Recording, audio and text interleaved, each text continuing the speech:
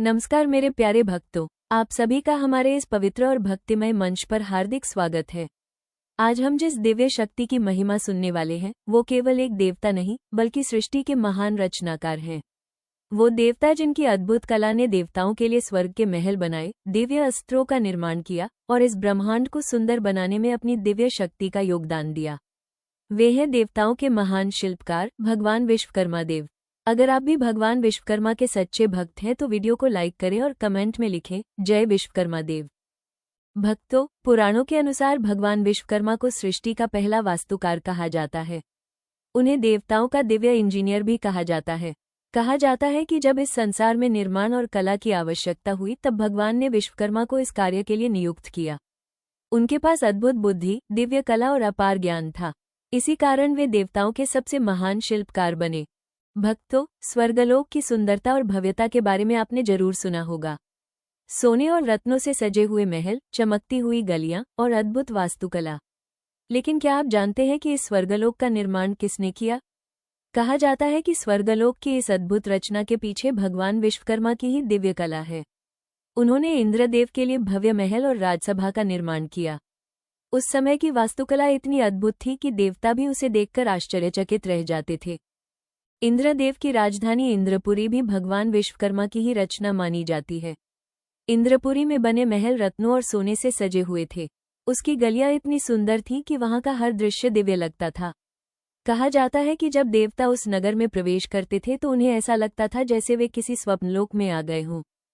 भक्तों, जब भगवान श्री कृष्ण ने मथुरा छोड़कर एक नए नगर की स्थापना करने का निर्णय लिया तब उन्होंने भगवान विश्वकर्मा को बुलाया। भगवान विश्वकर्मा ने समुद्र के बीच एक भव्य और सुरक्षित नगरी का निर्माण किया। उस नगरी का नाम था द्वारका। द्वारका नगरी उस समय की सबसे आधुनिक और अद्भुत नगरी मानी जाती थी। उसमें भव्य महल, सुंदर मार्ग और अद्भुत सुरक्षा व्यवस्था थी। भक्तों, भगवान विश्वकर्मा की कला केवल नगर निर्माण तक ही सीमित नहीं थी।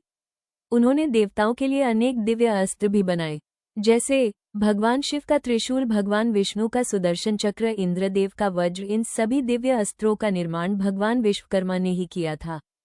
उनकी बनाई वस्तुएं केवल सुंदर ही नहीं बल्कि शक्तिशाली भी होती थीं। पुराणों में भगवान विश्वकर्मा की पुत्री संज्ञा का भी उल्लेख मिलता है। संज्ञा का विवाह सूर्य देव से हुआ था, लेकिन सूर्य देव का तेज इतना अधिक था कि संज्ञा उनके पास ज्यादा समय तक नहीं रह पाई। तब भगवान विश्वकर्मा ने अपनी दिव्य शक्ति से सूर्यदेव के तेज को थोड़ा कम किया ताकि संसार में संतुलन बना रहे। भक्तों, हर साल विश्वकर्मा पूजा बड़े उत्साह और श्रद्धा के साथ मनाई जाती है। इस दिन लोग अपने औजारों, मशीनों और कार्यस्थल की पूजा करते हैं। फैक्ट्रियों, वर्कशॉप, दुकानों और ऑफिसों में भगवान विश्वकर्मा की प्रतिमा स्थापित की जाती है, क्योंकि माना जाता है कि भगवान विश्वकर्मा की कृपा से काम में सफलता और उन्नति मिलती है। भगवान विश्वकर्मा हमें सिखाते हैं कि मेहनत ही सफलता का सबसे बड़ा रास्ता है। अगर इंसान पूरी ईमानदारी और लगन से काम करे तो वो भी दुनिया में महान निर्माण कर सकता है। वे हमें ये भी सिखाते हैं कि काम को कभी छोटा नहीं समझना चाहिए। हर वो व्यक्ति जो अपने हाथों से कुछ बनाता है, कुछ नया रचता है, वो भगवान विश्वकर्मा की प्रेरणा से ही काम कर रहा होता है। भक्तों, आज की दुनिया में बहुत लोग जल्दी सफलता चाहते हैं, लेकिन भगवान विश्वकर्मा की कथा हमें सिखाती है कि सफलता पाने के लिए धैर्य, मेहनत और समर्पण जरूरी है।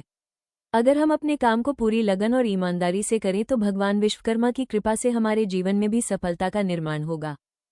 तो भक्तों, अगर आपको भगवान विश्वकर्मा देव की यह पवित्र कथा पसंद आई हो तो इस वीडियो को लाइक जरूर करें। इसे अपने परिवार और दोस्तों के साथ शेयर करें ताकि भगवान विश्वकर्मा की महिमा ज्यादा से ज्यादा लोगों तक पहुंच सके। और अगर आप ऐसी ही भक्ति और प्रेरणा से भरी कथाएं सुनना चाहते हैं तो हमारे चैनल को सब्सक्राइब करना बिल्कुल न भूलें।